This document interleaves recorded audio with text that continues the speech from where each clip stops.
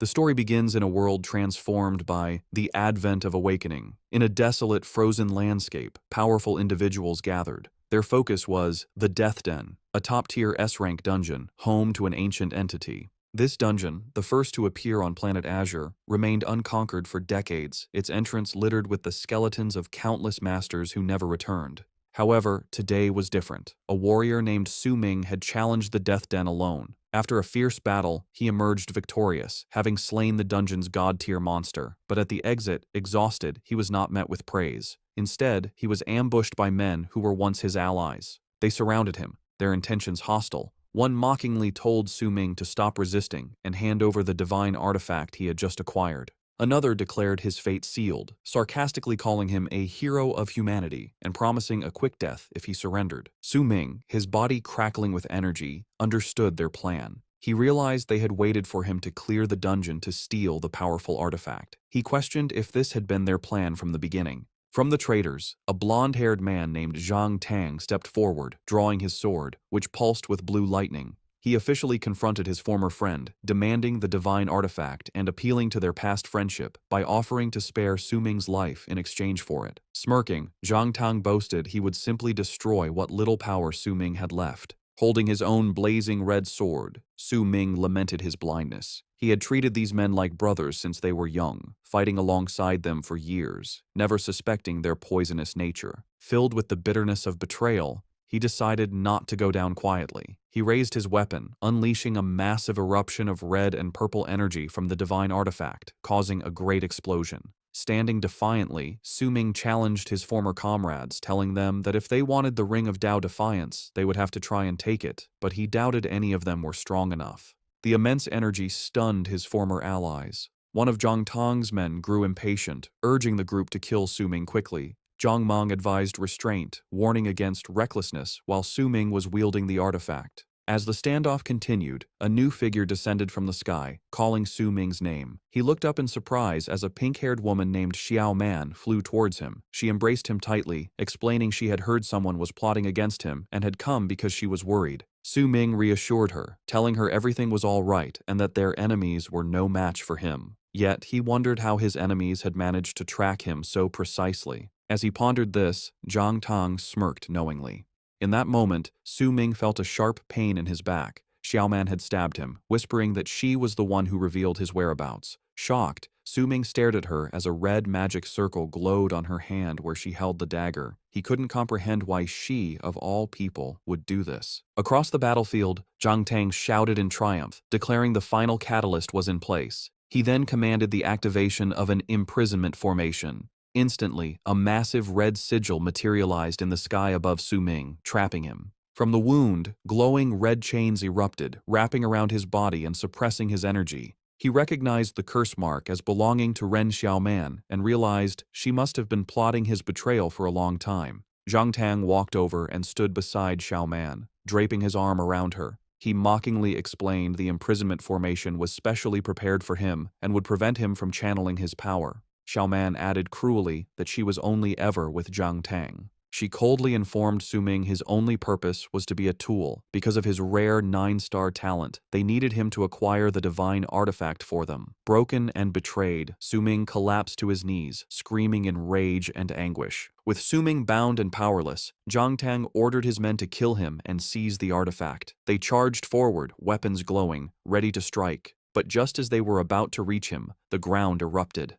A massive skeletal hand burst forth, followed by a wave of skeletal warriors that intercepted the attackers, shielding Su Ming. Su Ming looked on in shock, wondering who had come to his aid. The rescuer was a woman with light purple hair and a hooded cloak. Su Ming recognized her as Ji Yao. A necromancer, she landed between Su Ming and his enemies, holding a powerful staff.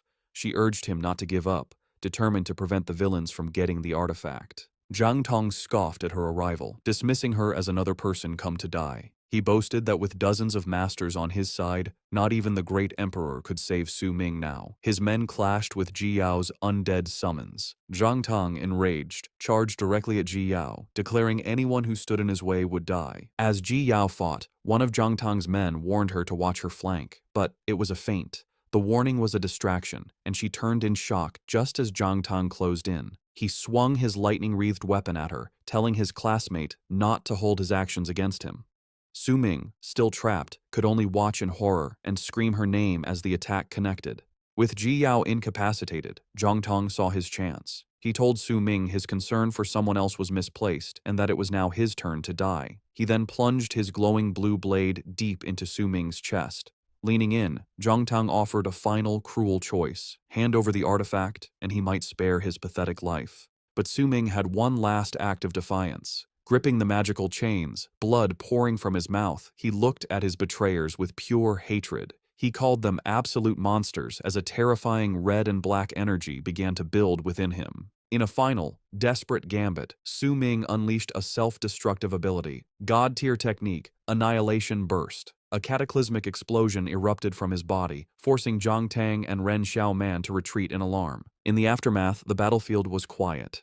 Su Ming, mortally wounded, reached out, whispering Ji Yao's name. He crawled to her side, cradling her injured body, filled with regret, asking why she came for him when he had failed her so many times. Ji Yao, with a faint, peaceful smile, reached up to touch his face, telling him that if this was their end, they should die together. As his life drained away, Su Ming found a final surge of strength. His sword materialized and plunged into the ground before him, a declaration against his enemies. Holding Ji Yao's body close, Su Ming, the Godslayer, swore a solemn oath. He proclaimed that if he were to be reborn, he would hunt down Ren Xiaoman and Zhang Tang and tear them to pieces. His betrayers watched from a distance, confused. Then a look of shocked realization dawned on Zhang Tang's face. He understood Su Ming's desperate plan. He was going to take the divine artifact with him to his death, dragging it into the abyss of the Death Den so they could never have it. With his final vow made, Su Ming told them that if they wanted the divine artifact, they would have to come and get it. He then leaped off the cliff, clutching Ji Yao, and fell into the chaotic energy below.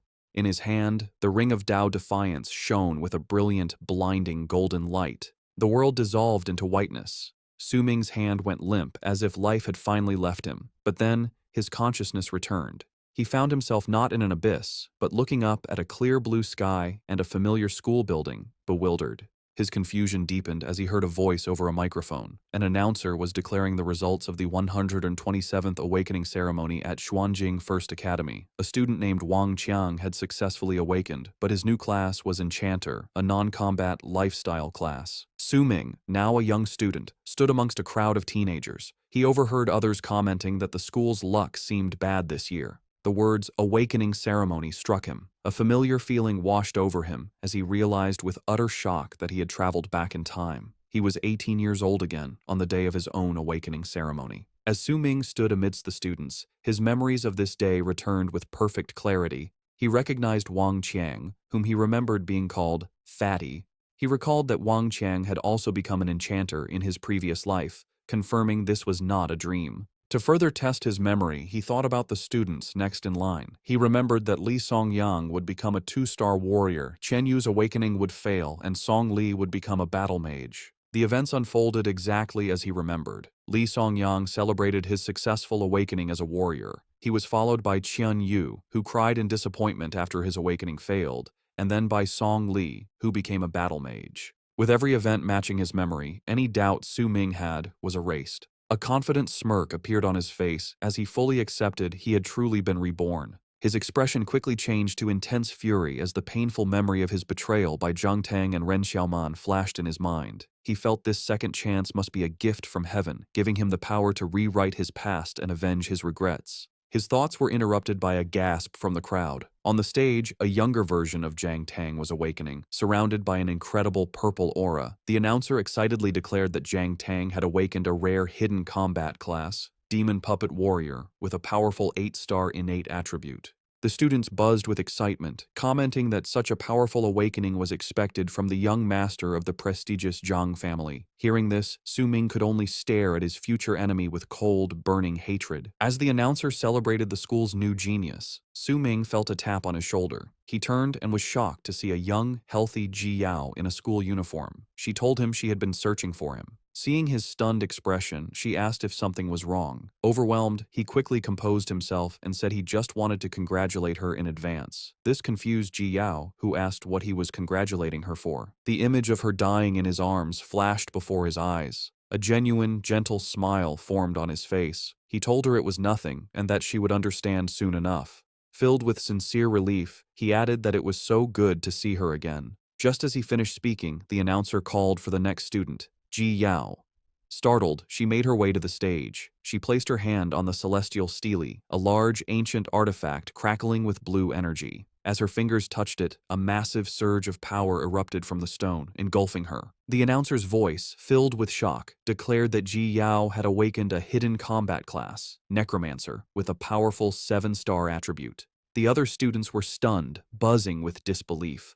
Su Ming watched with a calm, knowing smile, thinking that everything was going exactly as he had predicted, and now it was his turn. The announcer called for Su Ming. As he walked toward the stage, Ji Yao wished him luck. The other students were not so optimistic, whispering that it would be impossible for a third hidden class to appear, especially for an orphan like Su Ming. The scene then shifts to provide context. It is Planet Azure within the Dragon Nation, a world ruled by the powerful Awakened. Decades ago, the advent of awakening occurred. Since then, every person, upon turning 18, participates in a ceremony to become one of the awakened. These individuals have fundamentally changed the world, possessing the power to bend reality and gain immense wealth. However, this power comes at a price. The awakened must constantly face endless challenges, confronting vicious beasts and exploring terrifying, monster-filled dungeons. As he walked towards the celestial stele, Su Ming reflected on his past life. He remembered that as an orphan, he had relied on stipends and scholarships. On the day of his first awakening ceremony, he was blessed by heaven. A magnificent phenomenon had descended, and he awakened an incredibly rare 9-star innate attribute, along with a legendary class known as the God Slayer. Now, on the stage in his second life, he was determined to change his fate. He reached his hand out towards the awakening artifact, vowing that today he would make everyone see him in a new light. As he did, a massive surge of purple and pink energy erupted, creating a spectacular phenomenon in the sky. The announcer stared in disbelief, wondering if this incredible surge could signify the birth of a genius with a 9-star attribute or even higher. Ji Yao and the other students were equally stunned. Su Ming reached out, ready to feel the familiar surge of runes from his original awakening. But this time, something was different. A glowing blue sigil appeared on his chest, and from it, the divine artifact he had died with, the Ring of Tao Defiance, materialized. He was completely shocked, realizing the ring had somehow traveled back in time with him. Before he could process this, another unexpected event occurred. A strange sensation spread through his body, and a holographic screen appeared. A system notification declared that the Ultimate Godslayer class system was successfully binding to him. It then announced that the system had assigned him a brand new class, and his awakening was successful. But instead of his former class, he had been granted something far greater, a mythic class called the Sword God. Su Ming could only stare in utter astonishment, questioning the existence of a mythic class and the new, powerful title he had just received. The immense red energy from Su Ming's awakening left everyone speechless. The announcer, shocked, wondered what kind of class could create such a phenomenon. In the crowd, students debated what it could mean. One worried that if it was a non-combat class, Su Ming would be doomed.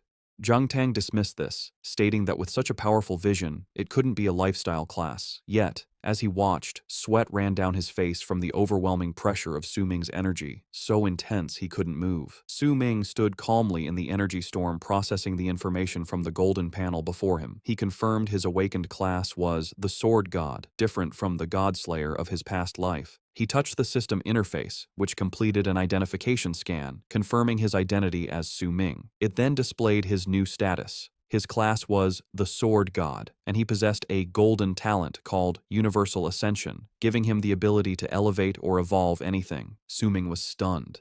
He realized a golden talent was a rank higher than the legendary 9-star class he had awakened before. A confident smile spread across his face as he understood his new power should far surpass the Godslayer class. Eager to see his new abilities, he opened the skill interface. His excitement turned to shock. The skill screen showed 0 progress and a single message: "No abilities have been awakened." Su Ming was furious. He grabbed the holographic panel, yelling internally about how a golden rank talent could possibly come without a single skill. While Su Ming was preoccupied, the crowd grew restless, confused about the delay. Finally, the announcer called out, asking if he had finished his awakening. Su Ming stared at the skillless interface in fury. He couldn't believe that after awakening a supposedly god-tier class, he had no abilities. He wondered if the system was messing with him. Suddenly, the panel displayed a new message, stating it had received his feedback and would resume guidance. A new prompt directed his attention to the ring of Tao Defiance hovering in front of him. Confused, he looked at the ring as it began to glow. The system then announced it had successfully identified the divine artifact. As soon as the ring was identified, the system panel shone brightly, and a massive pillar of golden light erupted from Suming's position, shooting into the sky. The powerful shockwave blasted outward, forcing the announcer, who was also the Academy's principal, to brace himself. High above the celestial stele, a massive, glowing, multicolored star materialized with the number 10 at its center. The principal's eyes went wide. He stammered in disbelief, recognizing the symbol for a 10-star innate attribute. His voice boomed through the microphone, announcing Suming had awakened a 10-star hidden class, Swordmaster. The crowd erupted in chaos, shouting about the heaven-defying talent of a 10-star attribute, a level reserved for the nation's top scorers. Zhang Tong stared in stunned silence, while another student remarked that he thought Zhang Tong's 8-star awakening was insane, but Suming had just revealed a maxed-out 10-star attribute. The principal, beaming, declared it was a banner year for the Academy. Not only did they have multiple hidden classes, but now a Heaven's Chosen with a 10-star attribute. He admitted that while the Swordmaster class wasn't top tier, with a 10-star innate talent, Suming's future potential would be limitless. As a reward, the principal announced he would personally gift Suming a full set of cultivation-aiding items. However, not everyone was optimistic. Whispers of disappointment spread. Some students called it a waste of talent, explaining that the Swordmaster was a bottom-tier class. They elaborated that it was a mediocre jack-of-all-trades class, forced to train in both ranged and close combat, splitting focus between physical and magical attacks, making it a textbook underpowered class. Other students laughed at his misfortune, mocking the disappointing outcome of a 10-star talent paired with such a lame class. A few tried to defend him, suggesting that with enough hard work, a Swordmaster could become a reliable damage dealer, and with Suming's talent, he could surely pull it off. But the cynics shut them down, arguing the class requires twice the effort for the same results, and that he'd be lucky to clear a beginner dungeon. On the stage, Suming overheard their dismissive words. He turned his head slightly, his eyes shadowed, thinking about how they all considered his Swordmaster class to be worthless. As the crowd continued to murmur, Ji Yao ran up to Suming. With a bright smile, she congratulated him. Suming returned the sentiment. Ji Yao then encouraged him to ignore the other's nonsense, because awakening a 10-star talent was incredible. She acknowledged the Swordmaster class might be weak early on, but she was sure that with his talent, it wouldn't be a problem. Suming gave her a warm smile and thanked her, reassuring her he wasn't letting their comments get to him. He then added cryptically that their underestimation was exactly what he wanted, which left Ji Yao confused. Their conversation was interrupted as the announcer called for the next student. The crowd cheered as Ren Xiaoman, the school's most popular girl, walked forward. Zhang Tang was seen encouraging her. Ji Yao commented on her popularity, but Suming remained silent. Instead of watching, Suming turned and began to walk away. Ji Yao called out, confused, reminding him the ceremony wasn't over. Suming replied coldly, without looking back, that he wasn't interested. As he walked away, painful memories of his past life flooded his mind. He remembered how Ren Xiaoman had used him, only to betray and kill him without hesitation. He recalled the vow he had made as he died and steeled his resolve for revenge in this new life. Later, Suming walked through the city, observing that the world seemed unchanged from his memories. However, he knew some things were different. Besides his new class, he checked his system and discovered a skill called Total Concealment. This legendary skill allowed him to hide or rewrite information about his equipment, class, and other skills. He recognized it as one of 4 skills he had brought back from his previous life. This realization triggered another memory, the glowing ring of Tao Defiance. He looked at his hands in shock, finally understanding the divine artifact had truly followed him back in time. As Suming contemplated the ring, the system panel lit up again. It announced it was loading the divine artifact. As the ring was integrated, a new message appeared. Suming had inherited a portion of the skills from his old God Slayer class. He looked on in shock, questioning how it was possible to gain skills from his past life's class when his new class was the Sword God. A detailed status screen materialized, showing his name, Suming, level 1, with balanced base stats. His class was confirmed as the mythic, world-unique Sword God, and his talent was Universal Ascension. The skills section now listed 4 abilities: Godslayer's Blade, total concealment, shadow step, and insightful eye. With this new information, Su Ming began to formulate a plan. He thought of an old proverb, "A man is innocent, but carrying a treasure makes him a target." To avoid being used by others, and because he was not yet strong enough, he knew he had to be careful. While his 10-star talent was impossible to hide, he decided he must conceal all information about his true mythic class, the Sword God. He vowed to seize this second chance and not repeat his past mistakes. He knew from past experience that the beginner dungeon challenge would arrive on the second day after the awakening ceremony. With his knowledge and skills, Su Ming was confident the beginner dungeon would be no challenge. His goal was to level up faster than anyone else and get better gear. To do that, he decided to challenge the dungeon's hardest boss right from the start. But first, he needed a decent weapon. Meanwhile, in a luxurious room in a tall skyscraper named Palace, a different scene unfolded. Jiang Tang and Ren Xiaoman were together. Ren Xiaoman teased Jiang Tang for bringing her to such a place right after the ceremony. Jiang Tang, irritated, told her not to mention the ceremony, complaining that Su Ming had stolen his thunder. Ren Xiaoman, however, was already scheming. She told him not to be mad, explaining that even though Su Ming was just a swordmaster, his awakening attribute was incredibly high. She assured him Su Ming would have plenty of value for them to use later. Intrigued, Jiang Tang asked what she meant.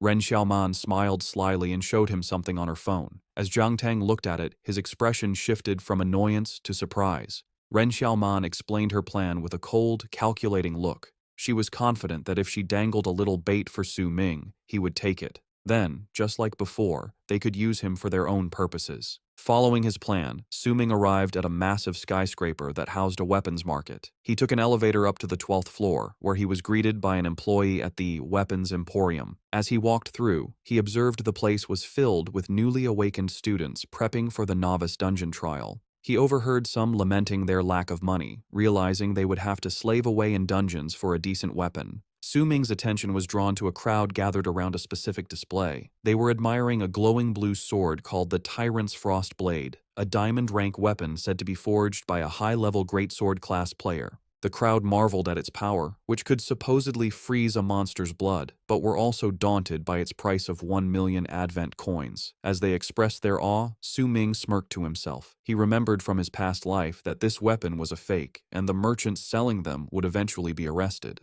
His thoughts were interrupted by a voice. He turned to see a well-dressed woman with short gray hair, flanked by 2 bodyguards. She asked if he was Su Ming, and he, in turn, asked who she was. The woman introduced herself as Jiang Lan, vice director of the Jiang'an Group, and handed him her business card. Su Ming took the card, stating he didn't think he knew her. Jiang Lan ignored his comment and, loud enough for others to hear, announced that on behalf of the Jiang'an Group, she would be covering all his expenses for the day. She then told him she hoped he could do her a favor. When Su Ming asked what kind of favor, she instructed a bodyguard to show him a photo. The picture was of a young, smiling girl with her eyes hidden, surrounded by white flowers. Jiang Lan explained the girl was her younger sister, Jiang Yunqing, who also attended his school and had just awakened. She revealed she had already investigated his awakening and was aware of his 10-star talent. She reasoned that with his power, the novice dungeon would be no challenge for him.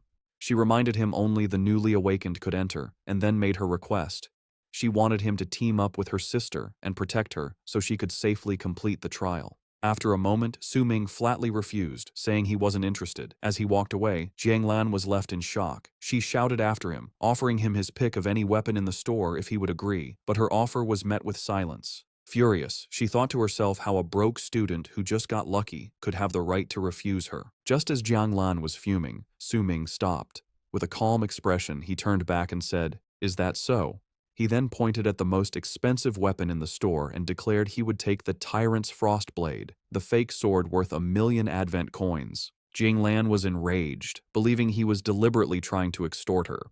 She accused him of making things difficult and questioned if he really thought someone of his status was worth 1 million coins. Su Ming simply reminded her she had offered him his pick of any weapon. He told her if she wasn't willing to follow through, the deal was off. With a confident smile, he then offered her a piece of advice, telling her to let her sister know she should prepare with all her effort, implying there are things wealth can't buy. Surprisingly, Jiang Lan's anger faded, replaced by an intrigued smirk.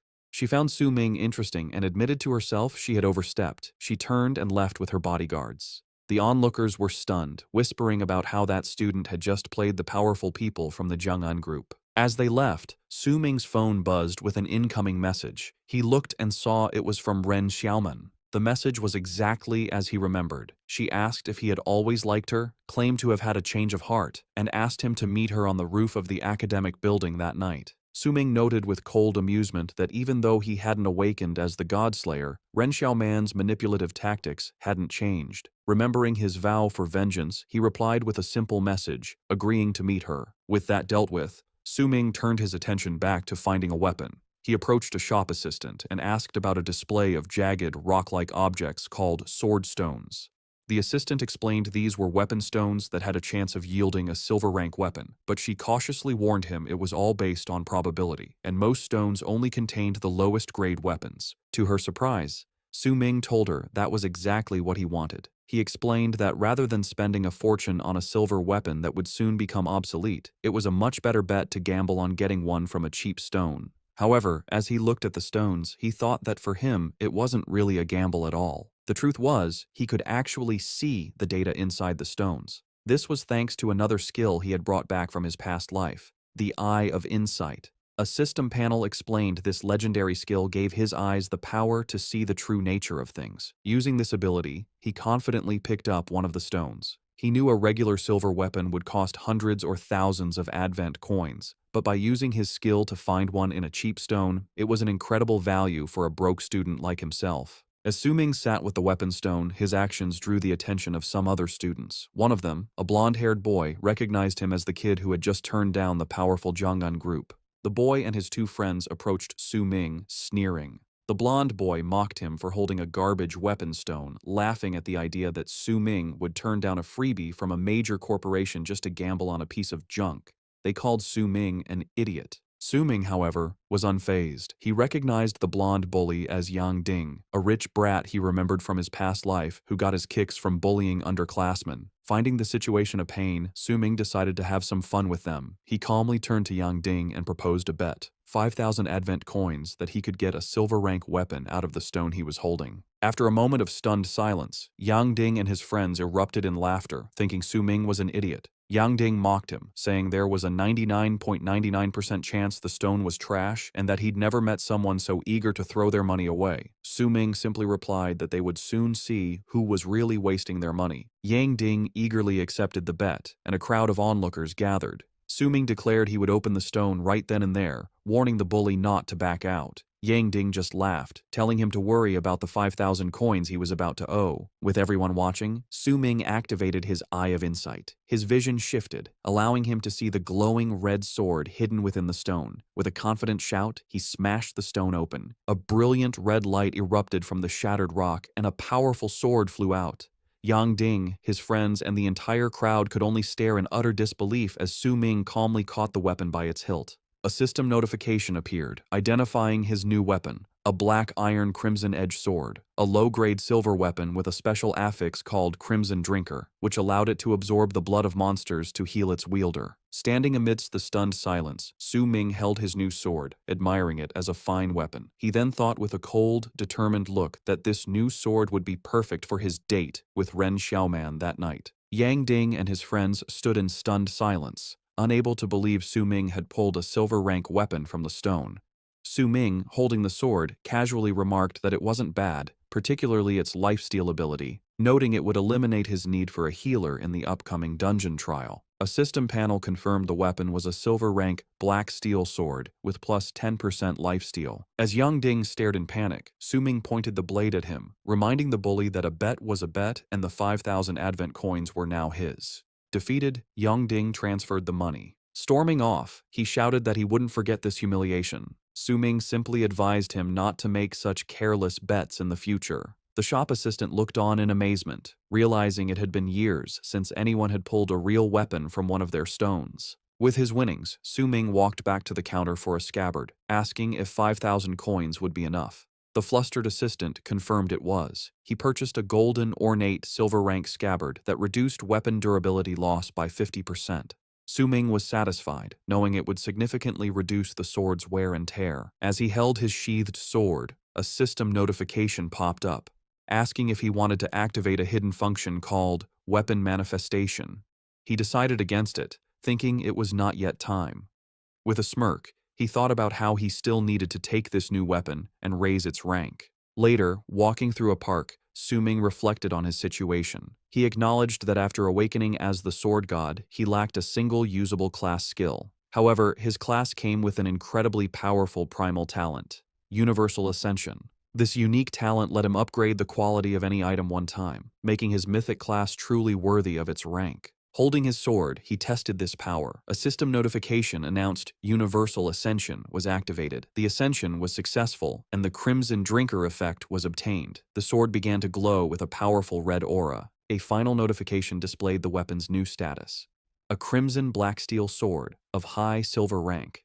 Its Crimson Drinker ability was enhanced to drain the target's blood on contact, and it gained a new skill, Bloodthirst, granting a temporary +5 boost to all stats for 30 seconds after killing a monster. Su-ming was pleased with the upgrade. With preparations complete, he activated the hidden weapon manifestation, confident the beginner dungeon the next day would be no challenge. Later that night, Su-ming arrived on the rooftop of the academic building. He stood silhouetted against the futuristic cityscape, his new sword in hand. Ren Xiaoman was already there. She turned with a seductive smile and greeted him, playfully chiding him for being late. Her smile vanished instantly. Without a word, Su-ming swung his sword at her. She screamed and barely evaded the attack as the blade plunged into the concrete ledge where she had been. She stared in disbelief, asking what he was doing. With a cold, unwavering gaze, Su-ming told her he had come for revenge. A painful memory from his past life flashed before him, the moment of his death, holding the dying Ji Yao as Ren Xiaoman looked on without remorse. Ren Xiaoman was bewildered and angry. She demanded to know what he was talking about, reminding him that she had just accepted his confession. She held up her phone, showing a message history where he had told her he liked her and asked her out. She yelled in frustration, pointing out he was the one who wanted to date her. She couldn't understand why he was now trying to hurt her. Su-ming simply stood there, his expression hard and silent. He looked at her with a cold, knowing smirk. He told her that while she was right about the confession, that had happened in a past life. His mind drifted back, replaying their relationship. He remembered her as the most popular girl in school, while he was just a lonely orphan. He recalled the day after the first awakening ceremony. Dejected, he was approached by her, who, with a kind smile, asked if he was all right. From that day, he felt he had someone's affection. This led to his text message confession, their romantic dates, and their intimacy. But that happy past was shattered by the memory of a photograph of her and Zhang Tang together, a symbol of her ultimate betrayal. Back in the present, Su-ming's face contorted with rage as he shouted that it was all a lie. He furiously accused her, declaring that he knew everything about her shady dealings with Zhang Tang and that she had only been using him. Ren Xiaoman was completely shocked, stammering that he was talking nonsense and trying to deny his accusations. But Su-ming was relentless. He told her she knew very well whether he was lying or not, and that her poised, beautiful persona was a fraud. He then leaned in, his voice filled with venom, and told her that her true self was nothing but a vain, shameless person. At this, Ren Xiaoman's composure completely shattered. Her face twisted in fury as she dropped her act. She screamed at him, asking what he could possibly know and calling him an orphan. She venomously spat that if his talent hadn't been worth something, he would never have even gotten the chance to speak to her. She then threatened him, shouting that neither she nor Zhang Tang would let him get away with insulting her. Su-ming met her threats with a dismissive smirk. He challenged her to bring it on, but suggested she should be more worried about how this little affair would affect her carefully crafted, pure as jade, public image. This final taunt pushed her over the edge. Seething with fury, she lunged for the sword Su-ming had left in the concrete and swung it at him. As the blade flew towards him, Su-ming thought to himself that her actions were just like in his last life. However, this time he was prepared. Just as the sword was about to strike, tendrils of red energy erupted from the blade, stopping it in midair and leaving Ren Xiaoman completely shocked. Su-ming explained that he saw this coming, knowing her penchant for backstabbing. A system notification confirmed the activation of his weapon's Crimson Drinker ability. The red energy tendrils surged from the blade and wrapped around Ren Xiaoman. Su-ming revealed his trap. The moment he targeted her with his weapon's ability, her fate was sealed.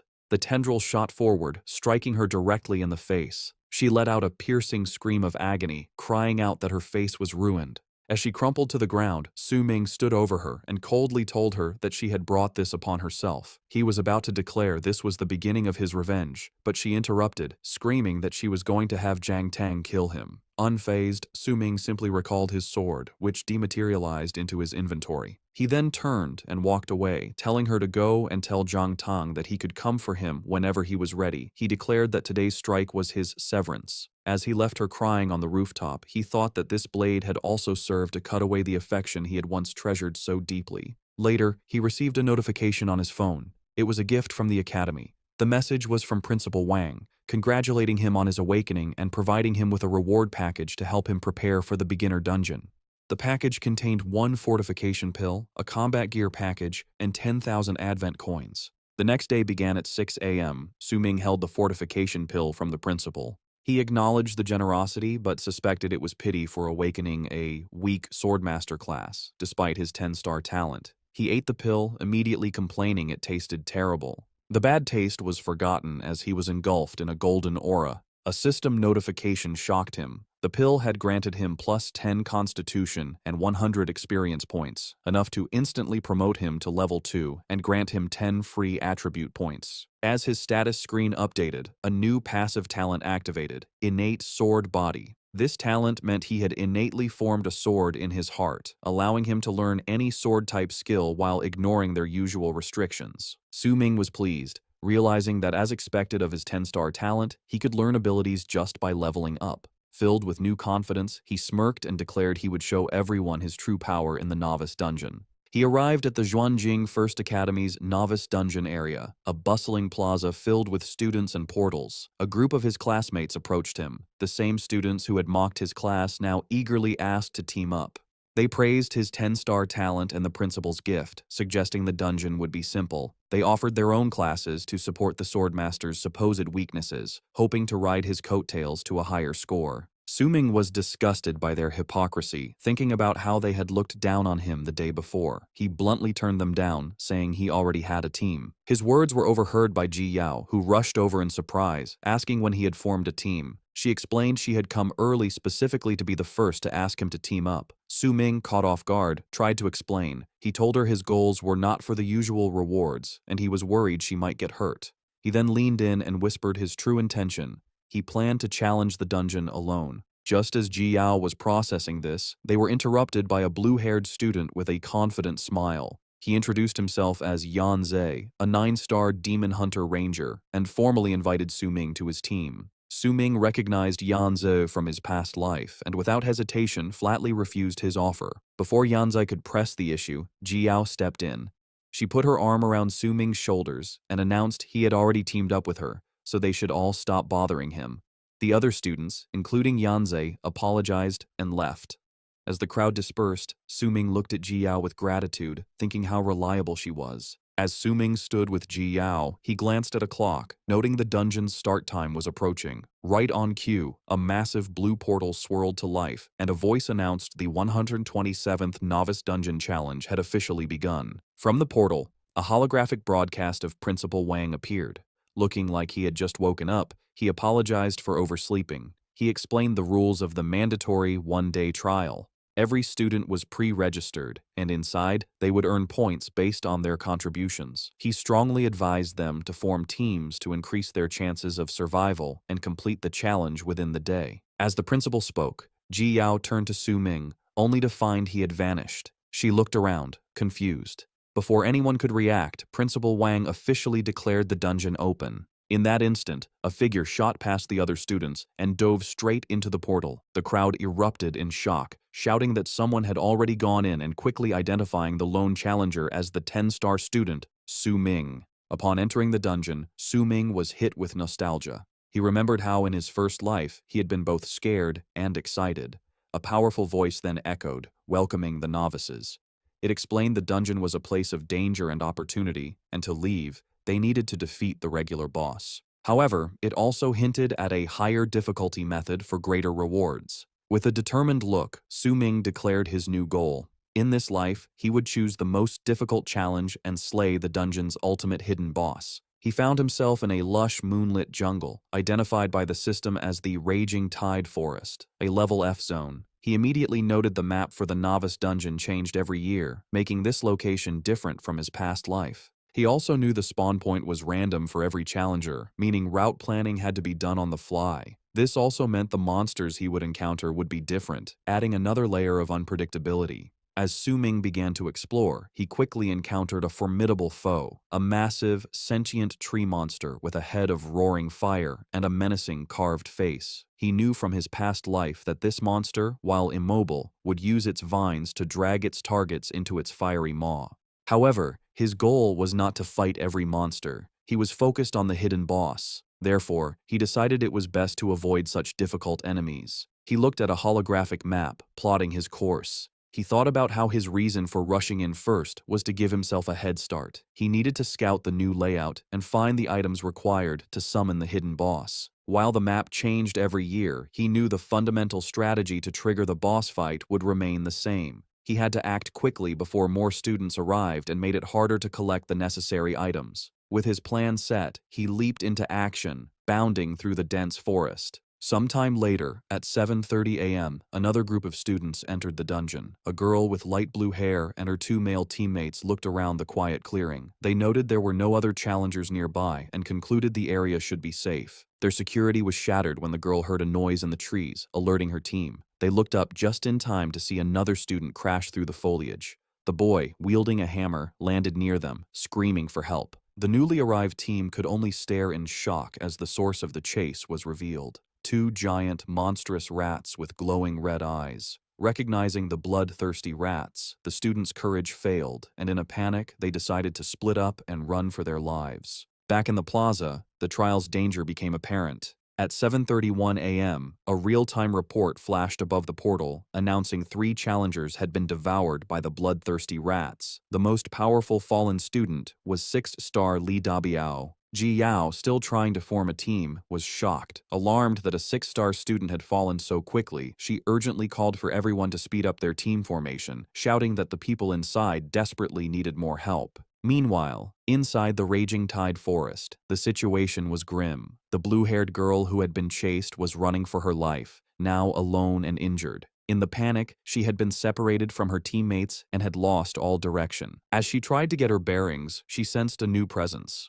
Looking up, she saw the silhouette of a massive, ape-like monster perched in the trees. The creature dropped to the ground, its glowing red eyes glaring down at her with malice. Paralyzed with fear, the girl could only watch as the giant beast leaped towards her. In her final moment, she squeezed her eyes shut and screamed for someone to save her. Suddenly, a flash of red light shot past her. In a stunning burst of speed, Su Ming appeared. His crimson black steel sword became a blur as he struck the ape monster. The novice dungeon trial was more lethal than the students expected. Panic gripped the newly awakened as they found themselves scattered and overwhelmed. One terrified student lamented his luck upon encountering an elite, level 5, bloodthirsty brown bear right at the start. His lament turned into a scream as he was brutally impaled by the beast. The chaos was not confined to one area. Throughout the forest, other students fled from creatures like the level 2 swamp hunter and level 3 tracking hound, with many meeting the same fatal end. Calls for help flooded the communication channels, with desperate reports that the teleport points were completely surrounded by monster hordes, requesting urgent backup that wasn't coming. In the midst of the carnage, Ji Yao found herself completely alone, surrounded by the lifeless bodies of her teammates. Grief-stricken and terrified, she collapsed into the tall grass, trembling as she recalled her teammates telling her to hide. Barely half an hour had passed since the trial began, and the difficulty was so high that she doubted if any new student could possibly survive. Elsewhere in the forest, the light blue-haired girl was in shock, cornered by the giant ape monster. Just as the beast lunged at her, a flurry of swift sword strikes cut through the air. Su Ming appeared in a blur of motion, leaping over the terrified girl and landing gracefully between her and the beast. The girl looked at him in awe, thinking he was incredibly strong and had killed the monster in a single blow. Gratefully, she started to thank him, recognizing him and asking if he was the famous 10-star student Su Ming. With a calm smile, Su Ming told her he was just passing by. He then warned her grimly that he wouldn't be able to save her a second time, revealing that the monster had not been killed yet. The blue-haired girl was shocked to hear the monster was still alive, and turned to see its menacing shadow looming behind her. Panicked, she declared she would get reinforcements and yelled for Su Ming to hold on as she ran for her life. Alone with the beast, Su Ming calmly activated his Eye of Insight.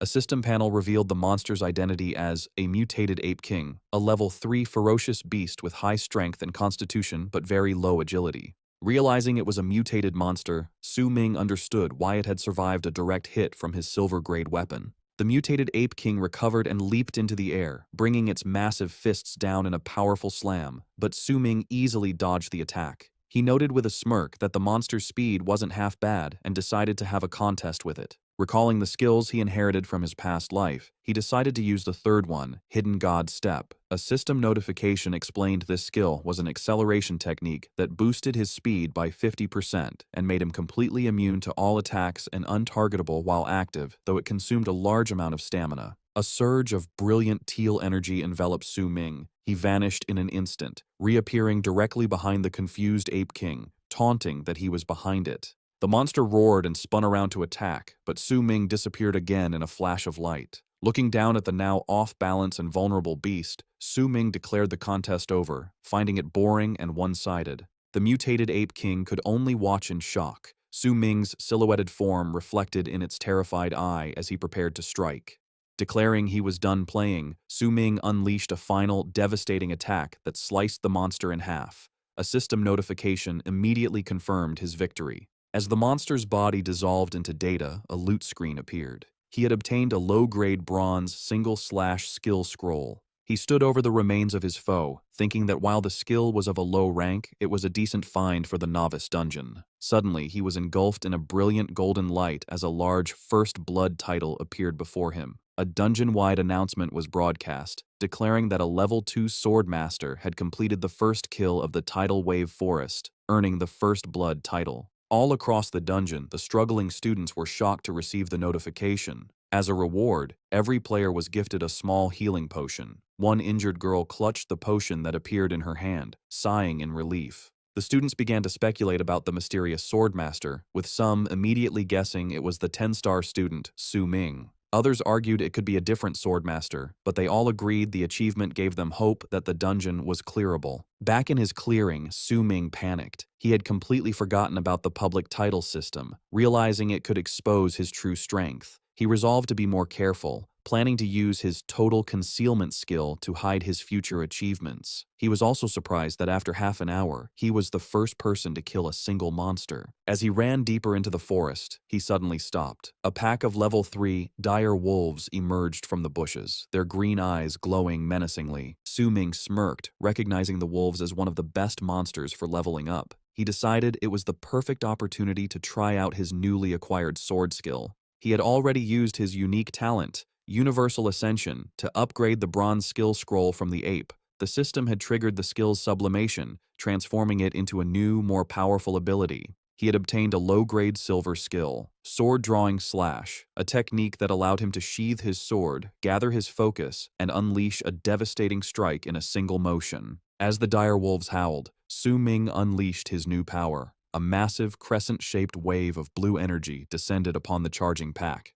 The massive energy wave tore through the dire wolves with devastating force. In a brutal, bloody display, Su Ming's sword-drawing slash decapitated and sliced through the entire pack, earning him a cascade of experience points with each kill. By 9:30 a.m., he stood alone in the now silent clearing, the ground littered with the remains of his foes. With a satisfied smile, he watched a system notification confirm he had reached level 9 and earned the title Legend of the Hungry Wolf. He acknowledged that his strategy of using the long-range Aido-style slash was the most efficient way to farm these low-level monsters. He demonstrated the technique again, sheathing his sword and focusing his intent. He accumulated energy, locked onto his next target, and with a determined look, unleashed another powerful swing. A second massive wave of energy descended, ready to wipe out another group of wolves. However, this time, his attack was met with unexpected resistance. To Su Ming's shock, his powerful slash was suddenly deflected in a burst of smoke and fire. A new, much larger figure emerged from the chaos. It was a massive, bipedal wolf monster with glowing red eyes, identified by the system as the level 10 Wolf King leader, glaring down at him with pure malice.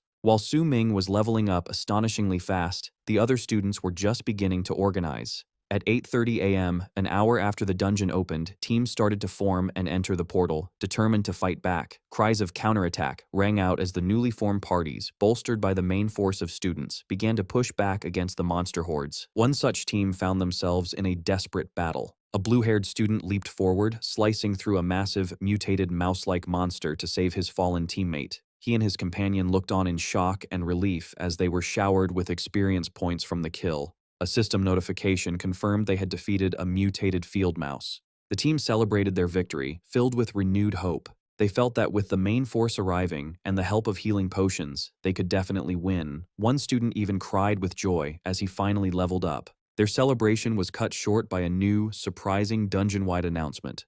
A system broadcast declared that another First Blood title had been claimed, this time for killing a leader monster. The details of the announcement left every student in the dungeon stunned. The player who had achieved this incredible feat was a level 9 fisherman. The reward was the title Leader of Leaders. Whispers of disbelief spread like wildfire. They questioned how a player with a non-combat, lifestyle profession like fisherman could be so strong, let alone have already reached level 9. The scene flashes back 10 minutes to reveal the identity of the mysterious fisherman. It was Su Ming who had used his total concealment skill to disguise his class before fighting the Wolf King leader. The battle was intense. Su Ming's powerful slash descended upon the Wolf King, but the beast was incredibly agile, narrowly evading the full force of the blow.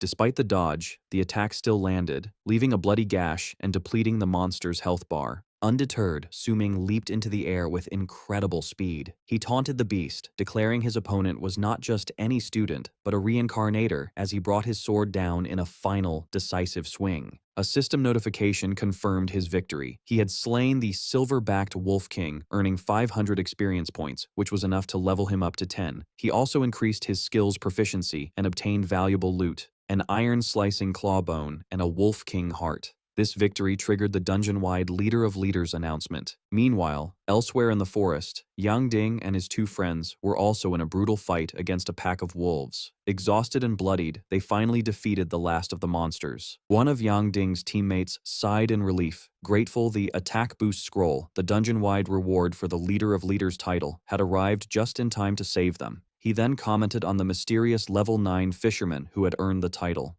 Hearing this, Yang Ding erupted in frustration. He couldn't comprehend how a player with a non-combat life skill class could level up so quickly, feeling it was a personal mockery of combat players like himself. He then furiously complained about his cheap machete, blaming Su Ming for scamming him out of his money. He lamented that if he hadn't been tricked, he could have afforded a proper silver-grade weapon. One of his friends could only try to console him by saying Su Ming's luck was just too good. Yang Ding's frustration boiled over, and he turned on his own teammates, furiously calling them useless and shouting that he had to tank all the damage. He complained that after killing so many wolves, the shared experience had only gotten him to level 2, making him feel like a total sucker. His anger then shifted back to Su Ming, and he seethed with rage, vowing that if he found Su Ming in the dungeon, he would destroy him. His friends tried to calm him down, but Yang Ding just scoffed dismissively. Meanwhile, Su Ming, now level 10, crouched in the bushes and examined a new system panel. It was a notification congratulating him on reaching level 10 and triggering his primary profession change task.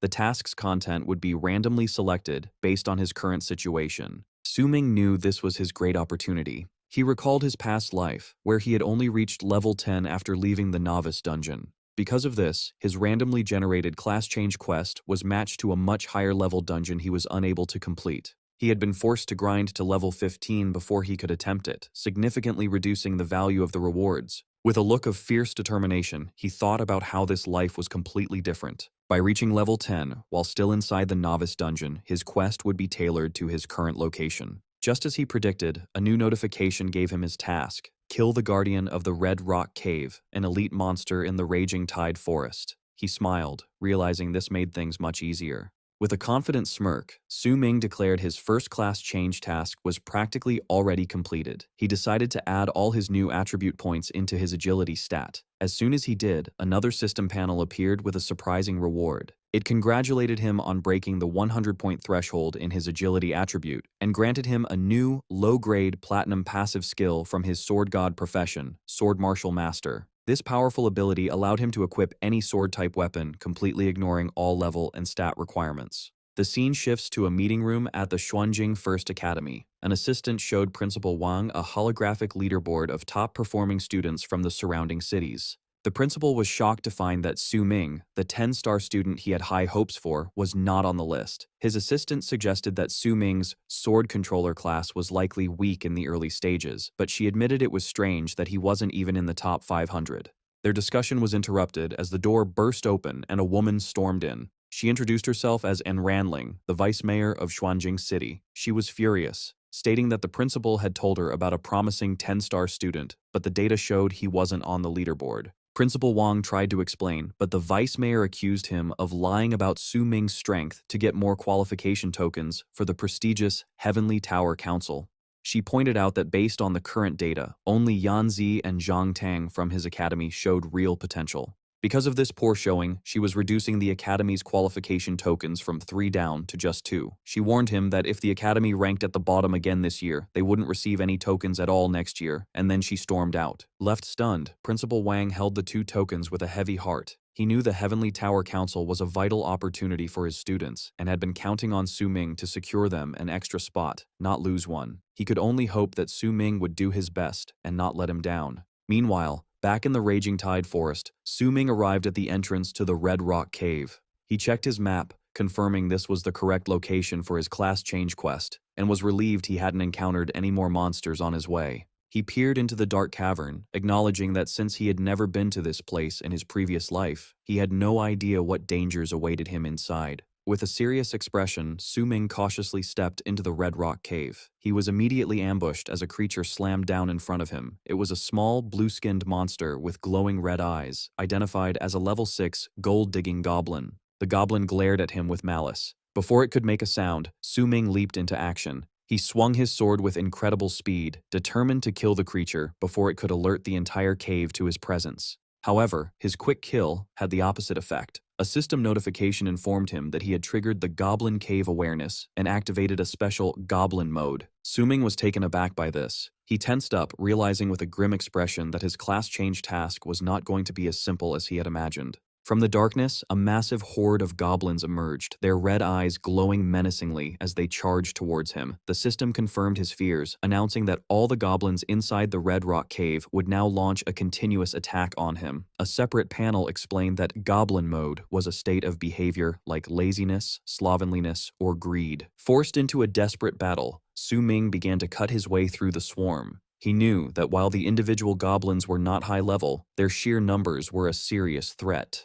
As he retreated deeper into the cave, he began to worry if his weapon's durability could withstand such a prolonged fight. As Su Ming fought the goblin horde, he suddenly noticed a much larger threat looming in the darkness. An enormous elite goblin raised a massive glowing weapon. The giant monster leaped and brought its weapon down in a powerful slam, forcing Su Ming to dodge. However, the attack was a coordinated trap. As Su Ming was airborne, goblin archers took aim from the shadows. A volley of arrows rained down on him, and several found their mark, injuring him. As he landed, he acknowledged that the goblins were surprisingly intelligent, knowing to attack him at his most vulnerable moment. The assault was relentless. The moment he landed, 2 more goblins with daggers descended upon him from above. He managed to block their strikes, but the constant pressure was taking a toll.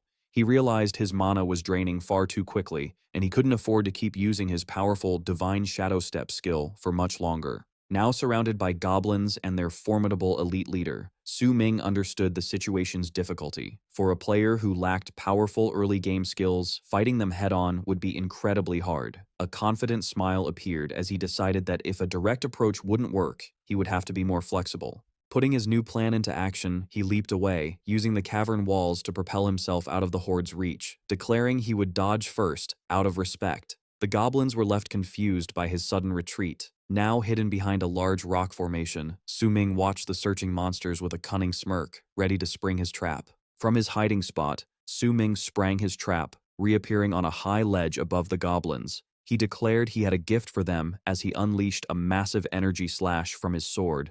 The powerful wave of energy tore through the horde, slicing the smaller goblins to pieces. With a confident smirk, Su Ming knew his plan worked. By securing the high ground, he could use the long-range advantage of his sword-drawing slash to wipe out his enemies. He continued his assault, launching another slash that cleared the remaining smaller goblins. He landed gracefully amidst the carnage, the battlefield now silent. The elite goblin leader, the only survivor, stared in disbelief as its troop was wiped out in an instant. Su Ming calmly approached the wounded monster, whose health bar was critically low, and informed it that it was the only one left. Unbeknownst to him, his battle had not gone unnoticed. Outside the cave entrance, one of Yang Ding's friends was hiding in the tall grass. He reported to his leader that he had heard fighting inside the cave. Yang Ding dismissed it as ridiculous, questioning who would be foolish enough to challenge a level 7+ area so early. But his friend insisted on what he heard. Suddenly, Yang Ding's expression shifted as he too heard footsteps approaching from the cave's mouth.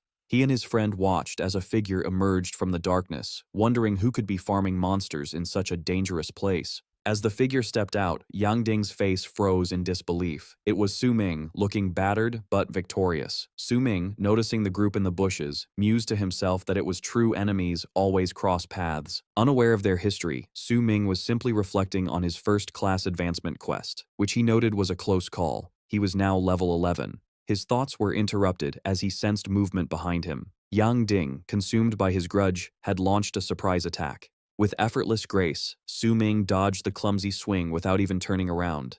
Yang Ding was shocked his ambush failed so easily. Enraged, he ordered his two friends to surround Su Ming and prevent his escape. With his friends backing him up, Yang Ding confronted Su Ming, telling him he had caused him a great loss that day and that his bad luck had led him to this dungeon encounter. Su Ming looked at the three of them with a bored, indifferent expression. Yang Ding taunted him, asking if he was scared now. Su Ming simply tilted his head and genuinely asked who he was. Yang Ding was left speechless, humiliated that Su Ming didn't even remember him. He flew into a rage, infuriated that Su Ming could have forgotten winning 5,000 advent coins from him. Screaming in frustration, Yang Ding ordered his friends to attack, and the three of them charged forward. Su Ming remained calm, remarking there was no need for force just because he didn't remember them. Then, a confident smile spread across his face as he held up his sword. He decided this was a perfect opportunity to try out his new skill. With a smirk, Su Ming summoned his sword, which began to glow with a swirling red energy. He then unleashed his new skill, Sword Control. The blade shot forward, flying through the air on its own as it swung with incredible speed. Before Yang Ding and his friends could react, the telekinetically controlled sword sliced through them in a flurry of red light. The three bullies were sent flying, crying out in pain as they collapsed to the ground, defeated in an instant. Su Ming smiled, satisfied with the demonstration of his new power. Yang Ding, wounded on the ground, stared in utter disbelief. He recognized the technique as sword control and stammered in shock, questioning how it was possible. As the blade swirled menacingly, he screamed that sword control was an advanced skill a swordmaster shouldn't be able to learn until much later. In his mind, Su Ming recalled the true origin of the ability. He had obtained a sword control skill scroll after defeating the elite goblin. He then used his unique talent, Universal Ascension, to upgrade the low-grade scroll into a usable skill. He was pleased with the result not only because the skill was powerful, but because it perfectly fit the public persona of a swordmaster, which would help conceal his true mythic level class. However, his thoughts then turned to a more valuable prize. After his first-class advancement quest, he had received a hidden location blueprint from the final reward chest. Standing over his defeated enemies, he opened the mysterious blueprint on a golden holographic screen. As the contents were revealed, Su Ming's confident expression vanished, replaced by one of absolute shock. The contents of the hidden blueprint left Su Ming speechless. The coordinates for the hidden treasure were in Red Rock Cave Part 2. He was instantly annoyed, wondering why he had to go back to that same cave. His confusion deepened as he read the strange subtitle on the map, Goblins, Commerce, and Life, which made no sense to him. Meanwhile, at 11:30 a.m., in another part of the forest, a different scene unfolded. A team of 3 girls was celebrating their victory after a fierce battle with a large monster. One of the girls, now level 7, sighed in relief. She acknowledged they owed their success to their 7-star teammate, a girl with light green hair named Fen Feizi, who had carried them through the fight. With the battle over, one teammate excitedly ran off to divide the loot. Fen Feizi turned to her remaining teammate and asked if she was okay, but the girl assured her she was fine. A moment later, however, Fen Feizi's expression turned to one of shock. She looked around, confused, and asked where their other teammate, the one who had just gone to collect the loot, had suddenly disappeared. Panic began to set in as Fen Feizi scanned the clearing. The monster's body was dissolving, but her friend was nowhere to be seen. She couldn't understand what had happened. Her teammate was right there just a second ago. and they had already cleared all the monsters in the area. There was nothing on the ground, no trace of a struggle. Then, Fenfeizi's eyes widened in sheer horror as a terrifying realization seemed to dawn on her. A piercing scream of terror echoed through the forest.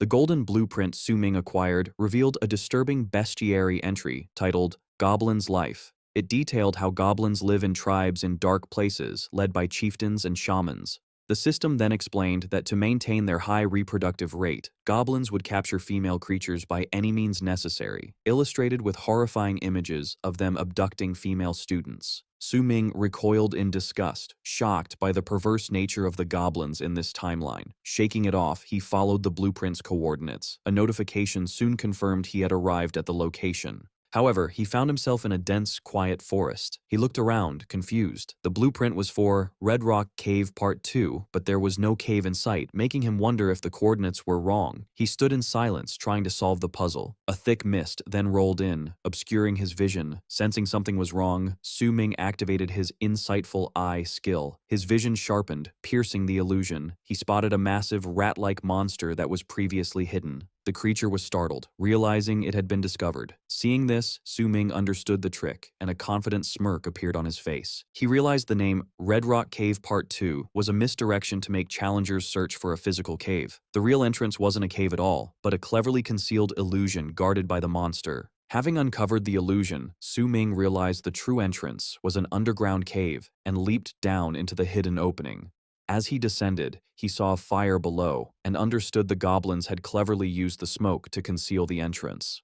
He landed safely inside the large cavern, his expression growing serious. He spotted a lone goblin scout and decided against attacking. He remembered that killing even one goblin would trigger goblin mode and alert the nest. He reminded himself he was only there for the treasure and had to be careful. However, as he moved deeper, he found the lifeless body of Fenfeizi. Su Ming realized she must have been ambushed after falling for the smoke trap. He grimaced in disgust, thinking the creatures were as vile as their bestiary suggested. He then heard desperate screams from further in. He saw another female student with short purple hair, cornered by several goblins. She was still alive, and a pragmatic thought crossed Su Ming's mind. He considered using her as a distraction to make his treasure hunt easier. He decided he would have to leave her to die, telling himself it was her own fault for not being strong enough. Just as he resolved to abandon her, the girl made a final, desperate plea, begging for someone to save her and offering a huge reward. She then shouted that her older sister was the vice director of the Jangan group. At these words, Su Ming's eyes widened in shock as he realized who she was.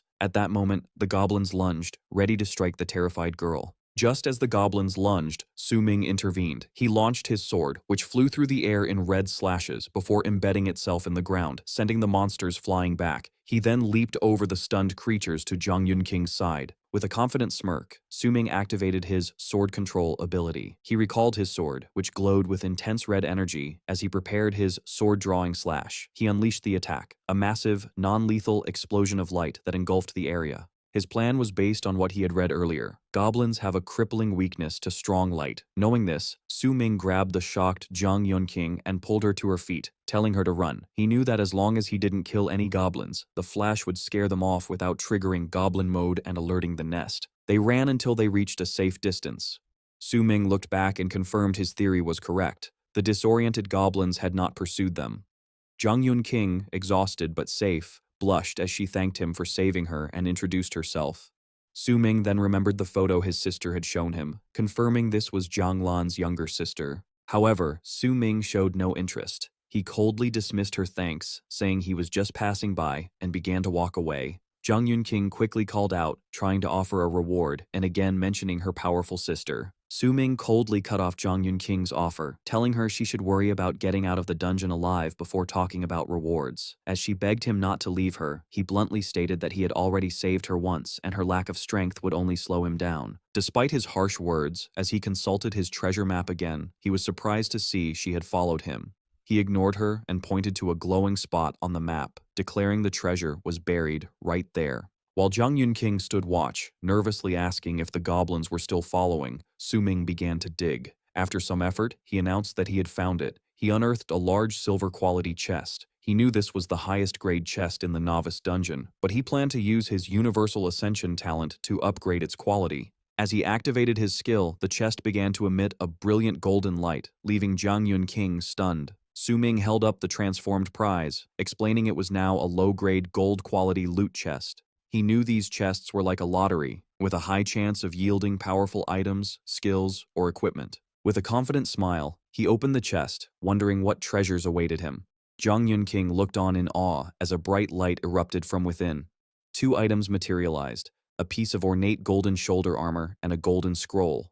A notification identified his winnings: a piece of the Shadow Stream set and a Soul Healer skill scroll. Su Ming looked over his rewards from the golden chest. His initial excitement quickly faded to disappointment.